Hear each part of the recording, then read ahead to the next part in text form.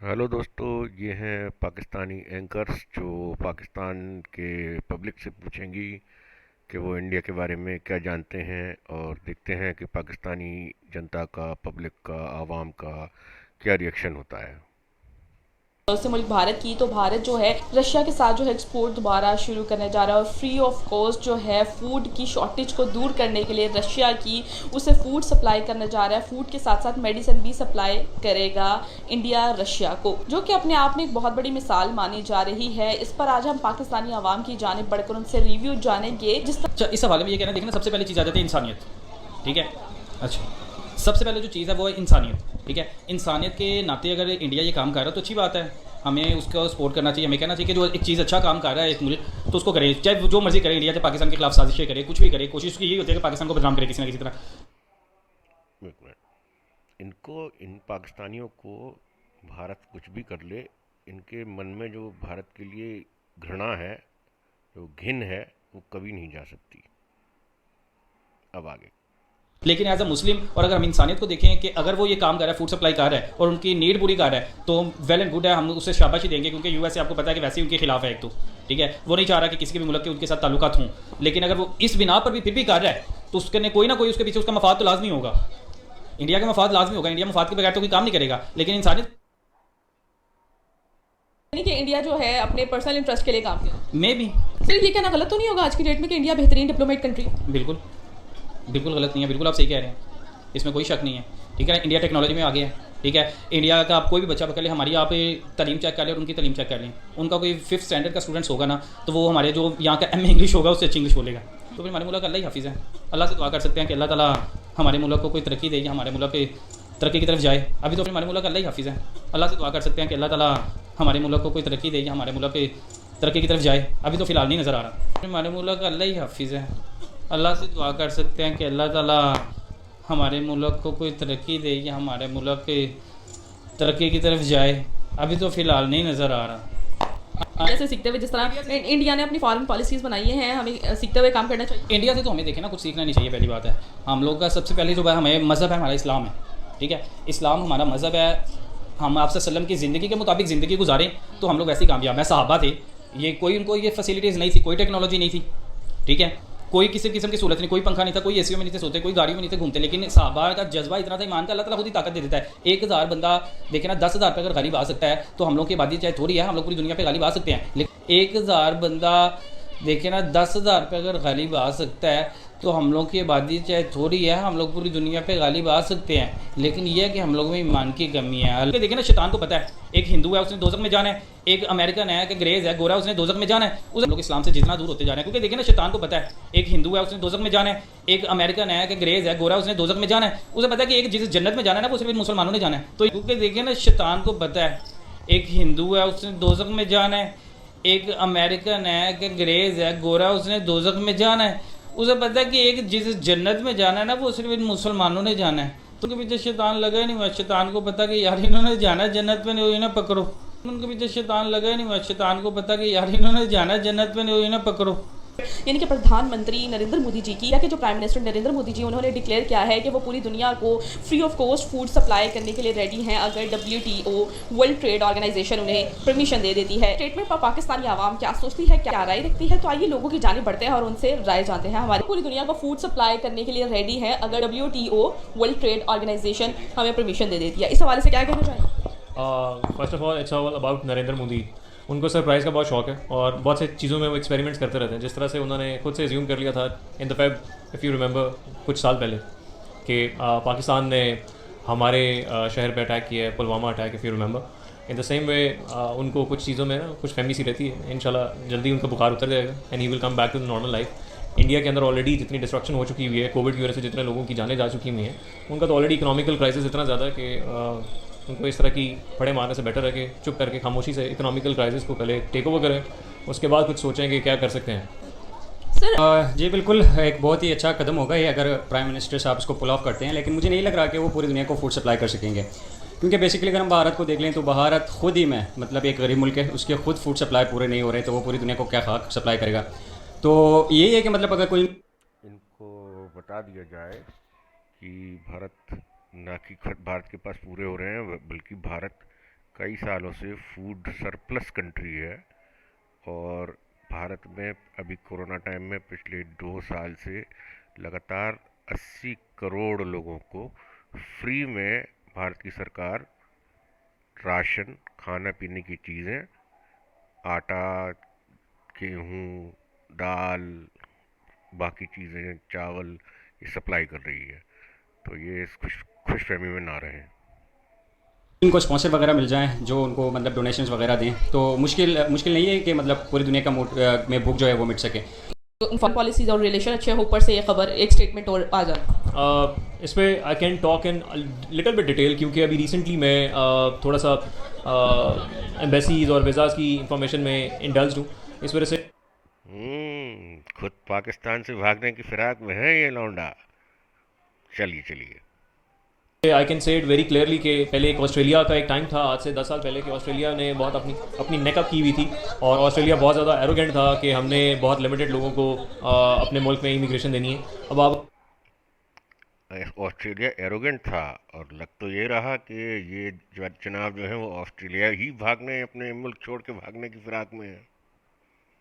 अगर गौर करेंगे तो शायद आपको कुछ नज़र आएगा यूट्यूब के ऊपर, हर तीसरे से चौथे ऐड के बाद छठा ऐड होता है ऑस्ट्रेलियन एजुकेशन का।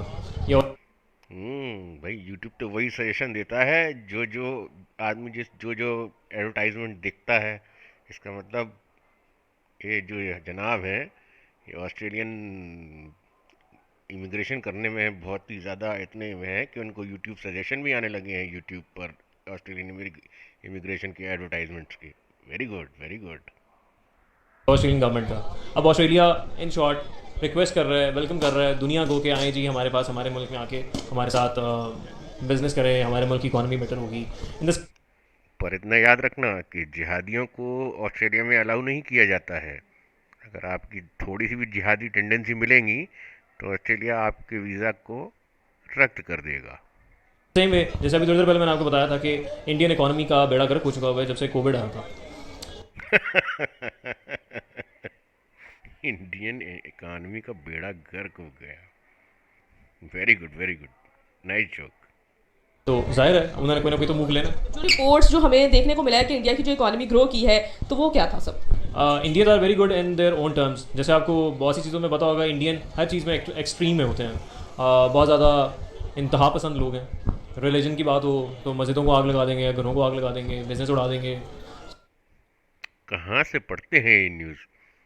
एक पाकिस्तान में सब्जेक्ट है पाकिस्तानी स्टडीज़, उसी में पढ़ाई जाती हैं ये सब चीज़ें, बाकी तो कहीं नहीं दिखता।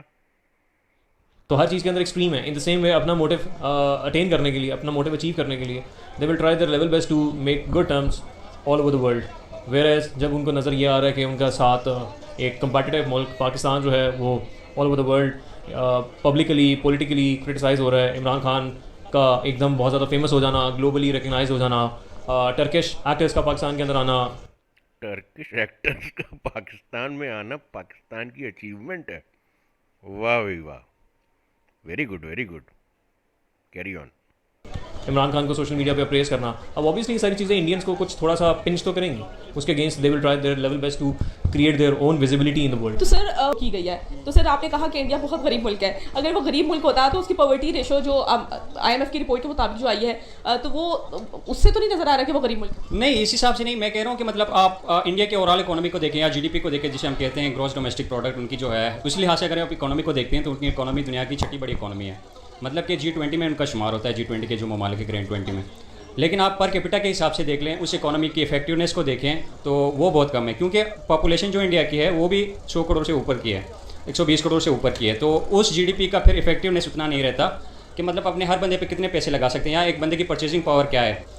तो इस लिहाज से अगर आप देखें तो इंडिया की GDP और इंडिया की इकोनॉमी जो है वो इतनी मतलब इफेक्टिव और वायबल नहीं है as compare to other European ममालिक, जिनकी GDP हो सकता है कि इंडिया से कम हो, 7वें 8वें नंबर पर, लेकिन उनकी पॉपुलेशन कम है तो वो अपने लोगों पर ज़्यादा पैसे लगा सकते हैं और वो लोगों को ऊपर ला सकते हैं। इस हिसाब से अगर आप देखें तो इंडिया की GDP और इंडिया की जो इकोनॉमिक कंडीशन है वो सही नहीं है। लेकिन अब अगर आप ओवरऑल GDP के हिसाब से देखना चाहते हैं तो India is very much on the rise.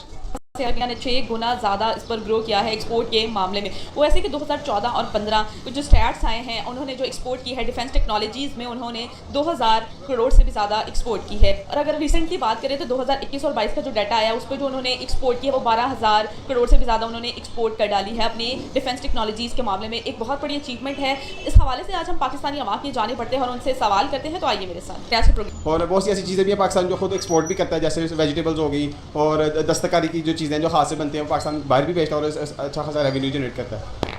देखें, सबसे पहले एक्सपोर्ट करने के लिए ना मेरा ख्याल है टेक्नोलॉजी को बनाना ज़रूरी है। और इस चीज़ की अभी तक हम बैचलर्स के स्टूडेंट हो गए हैं। मुझे अभी तक पर्सनली तो कोई पाकिस्तान जो हमारा ड्रॉबैक है पाकिस्तान का, कि न्यू रिसर्च की तरफ से पाकिस्तान का इतना रुझान है ही नहीं, चाहे वो टेक्नोलॉजी हो, चाहे वो रिलेटेड टू मेडिसन हो। अकॉर्डिंग टू माई फील्ड अगर मैं बात करूँ तो पाकिस्तान में रिसर्च ना होने के बराबर है।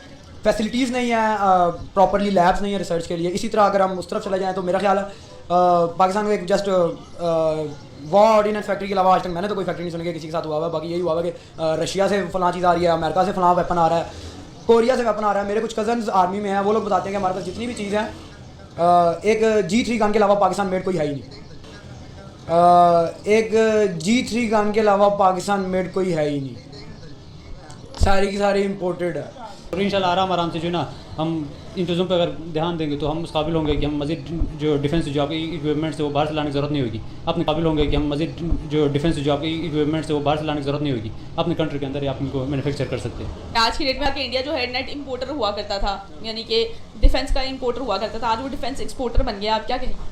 बिल्कुल ना, जब तक आप मैन्युफैक्चर खुद करेंगे तो तभी जाके आप एक्सपोर्ट कर सकते हैं। जब तक आप मैन्युफैक्चर खुद करेंगे तो तभी जाके आप एक्सपोर्ट कर सकते हैं। जब आपके अपने मसले और मसाइल को ओवरकम करने के लिए आपके पास वसाइल इतने ज़्यादा हो तो तब जाकर आप किसी और को देने के काबिल हो सकते हैं। तो अब क्या किया, वो खुद भी अपने उनकी जितनी भी डिफेंसिव जो मैन्युफैक्चरिंग कंपनीज़ है वो खुद कर रहे हैं, ठीक है। तो इनका रीज़न भी ये है कि उनकी मैन्युफैक्चरिंग जो वो खुद बहुत तेज़ी से कर रहे हैं, तो इसी वजह से ही वो खुद क्या करते हैं, एक्सपोर्ट करते हैं। तो यही रीज़न है कि उनकी मैन्युफैक्चरिंग जो है वो काफ़ी तेज़ी से ग्रो कर रही है। बहुत सारी चीज़ें पाकिस्तान ख़रीद नहीं सकता है, ठीक है। अब राफेल शायद आई थिंक 28 करोड़ की है या 28 करोड़ डॉलर इस हिसाब से कुछ है, तो वो अगर हम छोटे कंट्रीज वो ख़रीद भी नहीं सकते। वो प्रोग्राम का आज आप ही के है। अगर बात करें हम UAE की, आप पूरे एक दोस्तों ये हैं एक पाकिस्तानी पढ़ी लिखी महिला, और इनकी हर बात जो है केवल इनकी एक स्कूल में किताब चलती है पाकिस्तानी स्टडीज़, उस पर आधारित रहती है, या जितने भी पाकिस्तान में अखबार या पाकिस्तान की टीवी मीडिया जो बोलता है उस पर बेस्ड है। सुनते हैं कि ये क्या कहती हैं। लोगों के लिए तो ये बहुत अच्छी चीज़ है। अगर हम लोग एज अ पाकिस्तानी बात करें तो बतौर पाकिस्तानी तो हमें इस चीज़ के ऊपर खुशी होना चाहिए, क्योंकि वो कश्मीरियों के लिए कुछ ना कुछ बेहतर करने जा रहे हैं। लेकिन ये बात भी गलत है कि सिर्फ जम्मू कश्मीर के लिए करने जा रहे हैं। अगर सिर्फ जम्मू कश्मीर मतलब क्या तुम्हारी तरफ के कश्मीर के लिए भी करें, जहाँ पर बुरे हाल करके रखे हैं खुद ने आप लोगों ने, जहाँ का खुद का PM नहीं बन सकता है अगर पाकिस्तान से ना पूछा जाए तो, अगर पाकिस्तान की मिलिट्री नहीं चाहे तो वहाँ का PM तक नहीं बन सकता है, तो उससे हमको क्या मतलब है भाई, हमें अपने कश्मीर का देखने दीजिए। कश्मीर के पूरे खित्ते के लिए करते तो शायद इसकी खुशी बहुत ज़्यादा होती, क्योंकि यहाँ वाले लोग भी उतना ही पिस रहे हैं। डेफिनेटली वो लोग जुल्म का शिकार हैं, बहुत सारी और मसाइल उनके साथ बहुत हैं, लेकिन जुल्म का शिकार तो उधर के आपके पाकिस्तानी ऑक्यूपाइड कश्मीर वाले लोग हैं, जहाँ पर ना हॉस्पिटल है ना एयरपोर्ट तो एक भी नहीं है, कोई भी क्या कहते हैं बेसिक फैसिलिटी नहीं है, पानी पीने को तरस रहे हैं, गैस का तो सवाल ही नहीं उठता, और हमारे कश्मीर से बराबरी करेंगे। लेकिन यहाँ पर भी कश्मीरियों के साथ खासे मसाइल हैं जिनको अब फुलफिल होना चाहिए। और इन्वेस्टमेंट जहाँ तक की बात है तो पाकिस्तानी गवर्नमेंट ने भी बहुत सारे जो मौके हैं वो इन्वेस्टर्स को दिए हुए हैं। इवन के जो ओवरसीज़ पाकिस्तानी हैं उनके लिए भी ये पॉलिसी है कि अगर वो पाकिस्तान में आके इन्वेस्टमेंट करते हैं तो उनकी पूछगिछ नहीं होगी। तो मेरा तो पहली बात तो ओवरसीज़ पाकिस्तानी अगर पाकिस्तान में इन्वेस्टमेंट कर रहे हैं तो उसका पाकिस्तानी कश्मीर से क्या मतलब है। नंबर दूसरी बात कि कश्मीर में क्या कर दिया जरा ये बताएं। रोड तक तो वहाँ पर ठीक है नहीं है, पानी के लिए लोग जो है वो किलोमीटरों पैदल जाते हैं तब लेके आते हैं, ना बिजली है ना पानी है ना सड़क है, एयरपोर्ट वगैरह की तो बात ही छोड़ दीजिए, हॉस्पिटल तो भूल जाइए। ये हाल बना रखा है अपने कश्मीर का, बात करती है। इस जवाब के जरिए एक पैगाम होगा कि जो इसमें इन्वेस्टमेंट जम्मू कश्मीर में होने जा रही है वो अगर आज़ाद कश्मीर में भी हो जाए तो कश्मीरी मुकम्मल तौर पर खुश हो सकते हैं। कोई ज़रूरत नहीं। ये जो इन्वेस्टमेंट यूएई के इन्वेस्टर्स जो उधर जम्मू एंड कश्मीर में गए थे, उनका कहना ये था, उनका बयान ये सामने आया कि कश्मीर बहुत खूबसूरत जगह है और बहुत पीसफुल जगह है और बहुत सेफ जगह है, और कश्मीरियों को हम बहुत ज़्यादा जॉब्स भी जनरेट करेंगे, यानी कि जो हम वहाँ पे प्रोजेक्ट्स शुरू करेंगे प्रॉपर्टी के, मॉल्स के, वो 75% जॉब जो हैं वो कश्मीरियों को दी जाएगी जम्मू एंड कश्मीर में। मैम, आप इस स्टेटमेंट को कैसे देख रही हैं, क्या कहेंगी? देखिए, इस इन्वेस्टमेंट के पीछे ना एक बहुत बड़ी कॉज है, उस कॉज को समझना बहुत ज़रूरी है। हो सकता है कि वो इन्वेस्टमेंट जो है वो यहाँ पे करते हैं, लेकिन अगर चूंकि वो वहाँ जा रहे हैं तो उसकी सबसे बड़ी वजह ये है कि सारी इन्वेस्टमेंट के साथ उन्होंने एक बड़ी शर्त रखी है। वो शर्त ये है कि वहाँ पे मुसलमानों की अक्सरियत को बढ़ाया जाए, मुसलमानों को प्रमोट किया जाए, चूँकि जो हिंदुस्तान है वो ऑटोमेटिकली मुसलमानों के पीछे पड़ा हुआ है हाथ धो के, कभी किसी तरह से। एक मिनट, ये मोहतरमा कह रही हैं कि वहाँ पर इसलिए अरबी लोग पैसे लगा रहे हैं कि वहाँ मुसलमानों को अक्सरियत बढ़ाया जाए। वैसे ही 90-95% ऑलरेडी वहाँ पर हैं मुसलमान, और कितना बढ़ा देंगे भाई? 100% से ज़्यादा तो नहीं हो सकते ना वहाँ मुसलमान, कोई भी 100% से ज़्यादा कुछ नहीं हो सकता। नंबर दूसरी बात कि कह रही है बहुत जुल्म हो रहा है। जुल्म हो रहा है तो ज़रा किसी पूछ लीजिए ना भारतीय कश्मीर वाले से कि वो पाकिस्तानी ऑक्युपाइड कश्मीर में रहना चाहता है कि नहीं। अरे वो इस्लामाबाद में नहीं रहना चाहेगा, इतनी सहूलियतें मिली हुई हैं वहाँ पर। मुसलमान करती रहती है बस। से कत्लो-गारत हो रही है, कभी किसी तरह से कत्लो-गारत हो रही है। अगर यूएई वहाँ पे अपनी इन्वेस्टमेंट के जरिए दाखिल होंगे तो वो डेफिनेटली मुसलमानों को सपोर्ट करेंगे। ये जो जॉब्स मिलने मुसलमानों को क्यों सपोर्ट चाहिए भाई? सबको सपोर्ट दिलवाओ। हमारी कंट्री सेकुलर है, हमारी कंट्री सबको सपोर्ट करती है। मुसलमान जा रही है, ये सिर्फ जॉब्स नहीं है, ये मुसलमानों की प्रमोशन होगी। वहाँ पे जो वहाँ पे कत्लो-गारत हो रहा है, मुसलमानों को डिग्रेड किया जा रहा है, ये सब चीज़ें खत्म हो जाएंगी। मुसलमानों को जॉब्स मिलेंगी, मुसलमानों को रिहाइश मिलेगी, मुसलमानों के फ़ायदे होंगे और उनके लिए सोर्सेज बढ़ेंगे। इसके पीछे, इस इन्वेस्टमेंट के पीछे सबसे बड़ी शर्त यही है कि मुसलमानों को, उनकी अक्सरियत को बढ़ाया जाए, उनको प्रमोट किया जाए। वो कत्लो शर्त ये है, और ये शर्त जो है वो पड़क कर आ गई हैं। इंडिया और यूएई के बीच में समझौता हुआ है, और वो समझौते की शर्त जो है ये मोहतरमा पढ़ के आ गई हैं अपनी पाकिस्तान स्टडीज़ की, ये पाकिस्तानी अखबारों की और टीवी की किताबों से। मुसलमान करने के सिवाय इनके जहन में कुछ रहता ही नहीं है, इतने जाहिल होती हैं ये पाकिस्तानी। कत्लो-गारत जो वहाँ पे हो रही है उसको इनडायरेक्टली बंद करने का ये एक तरीका है। मैम, मुझे ये बताइएगा कि ये जो इन्वेस्टमेंट यूएई की उधर जा रही है, ये नरेंद्र मोदी के थ्रू उनकी फॉरेन पॉलिसीज़ की वजह से जा रही है, तो आपने जो स्टेटमेंट की, आपने जो बातें की, आपको उसके बाद लगता है कि नरेंद्र मोदी की वजह से अगर जम्मू कश्मीर में वो जा रही है, इन्वेस्टमेंट जा रही है, तो वो मुसलमानों के खिलाफ होंगे? देखिए, ज़ुबानी कलामी कभी भी कुछ नहीं होता। एज अ पाकिस्तानी मैं पाकिस्तान के साथ हूँ, हर चीज़ में साथ हूँ। कश्मीर के लिए सिर्फ आवाज़ उठाई जा रही है। हम लोग भी यौम कश्मीर पे झंडा पकड़ के बाहर खड़े हो जाते हैं कि हम लोग कश्मीरियों के साथ हैं, लेकिन 3 बार लड़ाई करके तो देख लिए क्या हाथ आया। 65 की जंग में, 71 की जंग में, 99 कारगिल जंग में, सब में तो मुंह की खानी पड़ी। तब तो झंडा उठाने के लिए आमादा हो गए। देखिए, झंडा ही उठाइए बस, इससे ज़्यादा आपके बस में है कुछ नहीं। जितनी जंगें जीती, लड़ी थी आपने इंडिया से कश्मीर के चलते, सब में हारे हैं आप, मुंह की खा के हारे हैं आप। प्रैक्टिकली हम लोग कुछ नहीं कर रहे।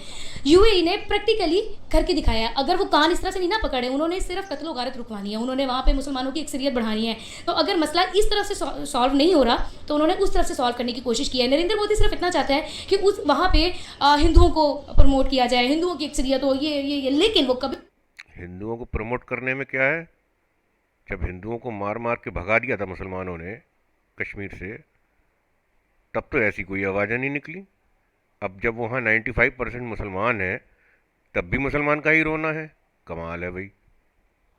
भी इनकार नहीं करेगा कि मेरे मुल्क में इन्वेस्टमेंट ना आए या मेरी तरफ ये ना हो। एट दी एंड तो यही चाहिए ना, एट दी एंड तो पैसे चाहिए, एट दी एंड इन्वेस्टमेंट चाहिए। तो अगर इन्वेस्टमेंट एक फ़ायदा करके, अगर यूएई एक फ़ायदा कर रहा है तो उस एक फ़ायदे के साथ साथ 10 फ़ायदे वो ले भी रहा है, और वो 10 शराइत है वो सब मुसलमानों को हामी कर रही हैं, मुसलमानों को सपोर्ट कर रही हैं। तो अगर यूएई के लिए इतनी इन्वेस्टमेंट करना कोई बड़ी बात नहीं है, अगर वो इतनी सी इन्वेस्टमेंट से इतना बड़ा फ़ायदा कर लेंगे मुसलमानों के लिए, तो मेरे ख्याल से ये छोटी चीज़ नहीं है। ये काम अगर पाकिस्तान भी करता तो शायद आज हमारे यहाँ पर अमन भी होता, दोस्ती भी होती, और ये जितने मसाइल हैं ना, ये भी काफ़ी हद तक कम हो गए होते हैं। आपने जैसे यूएई कोई बेवकूफ़ तो है नहीं कि कहीं पैसे लगाएगा कि हज़ारों करोड़ों अरबों रुपए लगा रहे हैं कि वो डूब जाएं। तो भैया, बिजनेसमैन लोग ऐसे नहीं यूएई ने बिज़नेस खड़ा कर दिया है। कोई यूएई कोई ऐसा मुसलमान मुल्क नहीं है।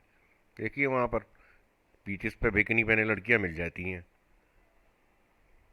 लेकिन यह है कि बस आपकी सोच ही वही है, मुसलमान मुसलमान मुसलमान, उसके सिवा कभी पैदा होते ही साथ सब यही यही बोला जाएगा, तो बस यही हाल रहेगा।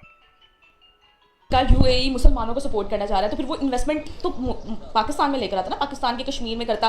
तो ये आपको क्या लगता है कि आपने जो बात की है, ये स्टेटमेंट दी है कि मुसलमानों को वो सपोर्ट कर रहा है, ठीक है, और मुसलमानों को अगर वो सपोर्ट कर रहा है तो पाकिस्तान में क्यों नहीं आया, उधर इंडिया में क्यों गया और जम्मू कश्मीर में क्यों? देखिए ये एक लॉजिकली बात है, पाकिस्तान में कोई कत्लो गारत नहीं हो रहा है, पाकिस्तान ऑलरेडी एक पाकिस्तान में कत्लो गैरत नहीं हो रहा।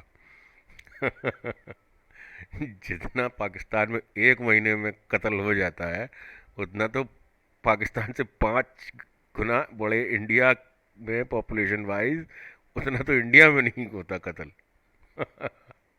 इस्लामिक स्टेट है। पाकिस्तान में मुसलमानों को मारा नहीं जा रहा, मारा जम्मू कश्मीर में जा रहा है। तकलीफ कश्मीर के मुसलमानों को है, तो सारी मुसलमानों के ऊपर जो जुल्म ज्यादती हो रही है वो कश्मीर में हो रही है। हमने उनका कत्ल रुकवाना है, हमने जो वो आगे मुसलमानों की नस्लें बढ़ रही हैं, जो बच्चे मर रहे हैं, हमने उस कत्ल को रोकना है। यहाँ पर ऐसा कुछ नहीं हो रहा, वो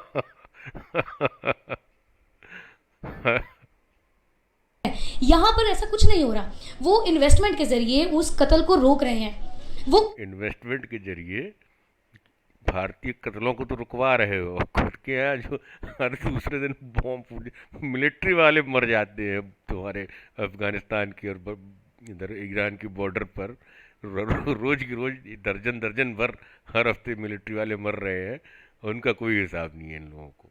वाह जी वाह। उस जुर्म को रोक रहे हैं। वहाँ पे जाने के बाद वहाँ के इन्वेस्टर्स का, यूएई के इन्वेस्टर का ये क्यों कहना था कि बहुत पीसफुल जगह है और वहाँ के लोग बहुत ज़्यादा लिविंग है? ये सब सारे सिनेरियो को आप कैसे देखते हैं? अगर कत्लो गारत हो रहा होता तो वो वहाँ पे इन्वेस्टमेंट करना पसंद करते? कोई भी नहीं करता कि कोई भी नहीं चाहता कि उनकी इन्वेस्टमेंट डूबे या फिर इस तरह का कोई मामला उनको नुकसान में वो जाए, ठीक है, खसारे में जाए, कोई भी नहीं चाहता। कोई भी मुल्क अगर इन्वेस्टमेंट कर रहा है वहाँ पर और उसके बाद यानी कि वहाँ पे विजिट के बाद उनका ये स्टेटमेंट थी कि बहुत पीसफुल जगह है और वहाँ के लोग बहुत। मैं आपको एक बात बताऊँ, सियासत को एवं नहीं कहा जाता कि सियासत एक बहुत गंदा खेल है, ठीक है। अगर एक साइकोलॉजी के पास जाए ना, एक पेशेंट बैठा हो सामने, तो उसको हम ये कहते हैं कि बेटा बहुत अच्छे हो, आप बहुत अच्छे हो, आप ये काम कर सकते हो। हाँ, अब वो अच्छा नहीं है, वो 2 लोगों का कत्ल करके आया है, वो इतना कुछ करके आया, लेकिन वो साइकोलॉजिस्ट जो डॉक्टर है ना, वो बैठ के उसको पहले यही कहेगा कि आप बहुत अच्छे हो, आप ये तब तो फिर हर पाकिस्तानी को बुला के कहना चाहिए कि भाई पाकिस्तानियों आप बहुत अच्छे हो। यूनाइटेड नेशंस को जो है वो हर पाकिस्तानी को, Pakistani prime minister, Pakistani president, foreign minister और इन जैसी मोहतरमा, सबको बुला के बोलना चाहिए कि भाई आप लोग बहुत अच्छे हो और आप लोग जो है वो हिंदुओं का, क्रिश्चियंस का, इनका जेनोसाइड नहीं कर रहे हो। और खैर आप पारसी और जूस तो अपने आप ही गायब हो गए पाकिस्तान से।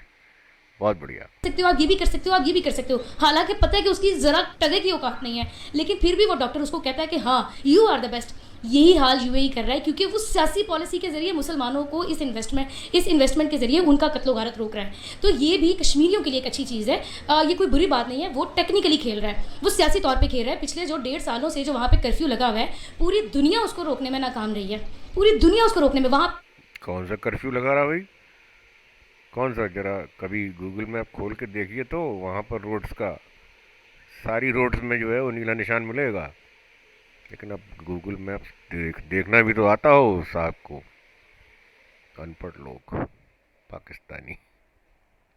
इन्होंने इंटरनेट बंद कर दिया, क्योंकि वहाँ से तस्वीर वीडियोस बाहर आ रही थी। जब यूएई इंटरनेट बंद कर दिया और फिर उसी समय जो है वो पाकिस्तानी चैनल पे जो इंटरव्यूज़ चल रहे थे कश्मीरियों के, वो बिना इंटरनेट के चल रहे थे।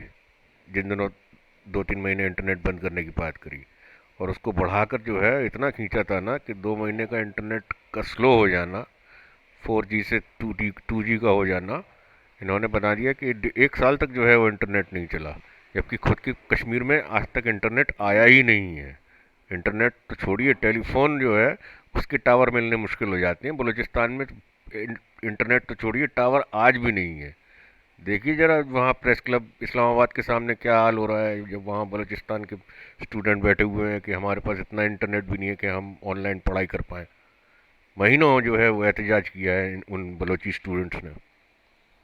वहाँ पे एंटर होगा तो ये पूरी दुनिया देखेगी कि वहाँ पे इन्वेस्टमेंट का क्या हाल हो रहा है, वहाँ पे जुल्म ज़्यादती के बाद क्या किस अंदाज से लोग रह रहे हैं। ये सिर्फ दुनिया को दिखाने के लिए, ये उनकी जड़ों में घुसने के लिए ना, ये एक ऐसा प्लान है जो सियासी तौर पे खेला जा रहा है, सियासी पॉलिसी के तहत खेला जा रहा है। और वो जो एक साइकोलॉजिस्ट का माइंड सेट है ना, ये उसके जरिए चला जा रहा है। जगह पे भी जैसे हम लोगों के यहाँ पर सिख रह रहे हैं, हम लोगों के यहाँ पे ईसाई बरादरी रह रही है, यहाँ पे अक़लियतों का तहफ़्फ़ुज़ किया जा रहा है, लेकिन उसके यहाँ पर अक़लियतों का तहफ़्फ़ुज़ किया जा रहा है।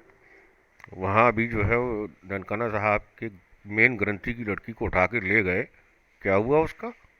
कुछ भी नहीं हुआ। उसकी लड़की को बेचारी को कन्वर्ट करके जो है वो उससे रेप किया और उसके बाद में उससे ज़बरदस्ती शादी कर ली कन्वर्ट करके। क्रिश्चियनों को चूड़ा बोला जाता है, आपका चूड़ा, जो नाली और टट्टी पेशाब साफ करते हैं। उसके सिवा जो है नौकरी नहीं मिलती है उनको कहीं।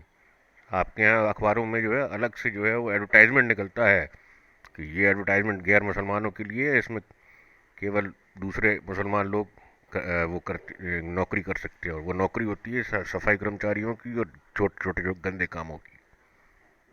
शर्म नहीं आती। बावजूद भी अक़लियतों का कत्ल यहाँ पे होता है। मैम जैसे आपने कहा यहाँ पर राइट्स दिए जा रहे हैं। रिसेंटली सिंध में एक वाक़या आया, पूजा कुमारी का वाक़या था, जिसमें उसको मुस्लिम लड़के ने कत्ल कर दिया। हिंदू मज़हब से उसका ताल्लुक था और उसने शादी के लिए उसको कहा तो वो नहीं, उसके अब ज़रूर बचाएगी, उसको ज़रूर बचाएगी कि नहीं। ये तो एक इक्का दुक्के मामले हैं। इंकारी पर उसको कत्ल कर दिया गया। आपको लगता है यहाँ पर किसी ने उस पर वॉइस नहीं उठाई उस पर? तो आप क्या कहना चाहेंगी?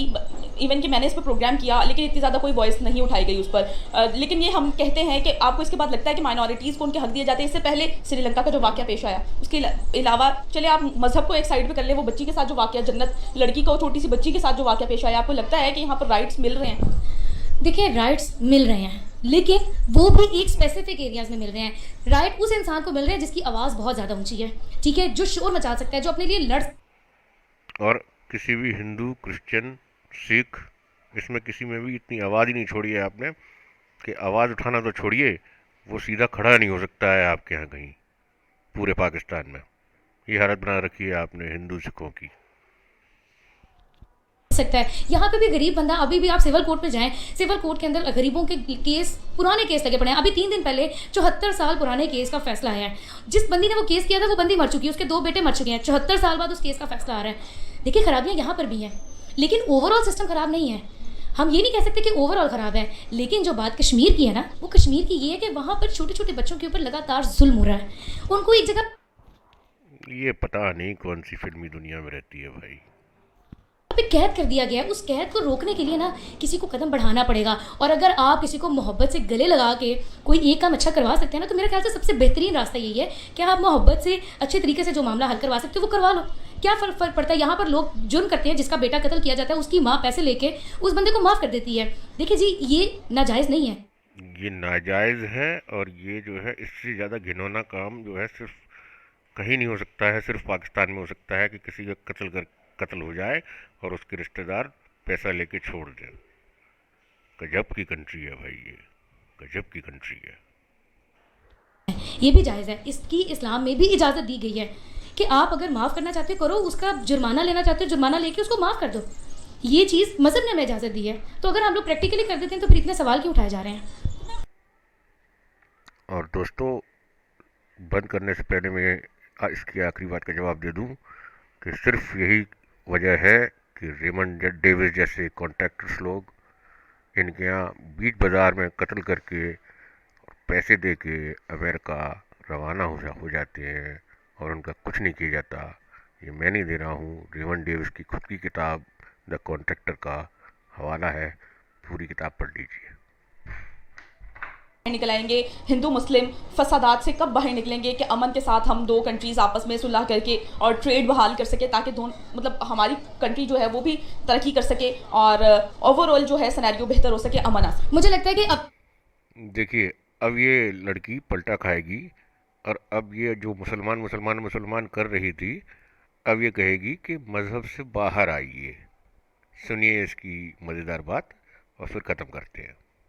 अभी भी 2 जनरेशन्स लगेंगी, दो जनरेशन्स के बाद जाके तब्दीली आना शुरू होगी। क्यों? क्योंकि जो हमारे खान वाली तो नहीं, ये तब्दीली थोड़ी है, ये तो जलालत हो रही है। ये जलालत है। तब्दीली जिसकी बात करें ना, कि मुसलमानों, ये जो मज़हब का एक एजेंडा बार बार यूज़ किया जाता है, ये हमेशा मज़हब का नाम जो है ना कमज़ोर आदमी लेता है, ठीक है। मज़हब का नाम ही कमज़ोर आदमी इस्तेमाल करता है, और ये जो मज़हब का कार्ड यूज़ हो रहा है ना, ये तकरीबन इसको ख़त्म होते होते ना कम से कम भी 2 जनरेशन तो चाहिए ही चाहिए, ठीक है।